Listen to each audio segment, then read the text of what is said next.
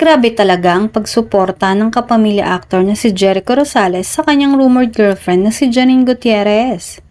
Ipapalabas na dito sa Pilipinas bukas, January 29, ang pelikula na kinabibilangan ni Janine na may title na Phantosmia.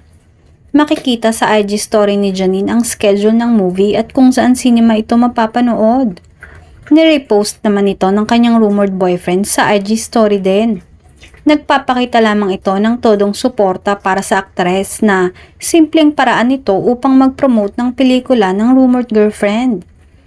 Simple pero nakakakilig ang ginawa ni Jericho para kay Janine na sigurado namang appreciated ng aktres.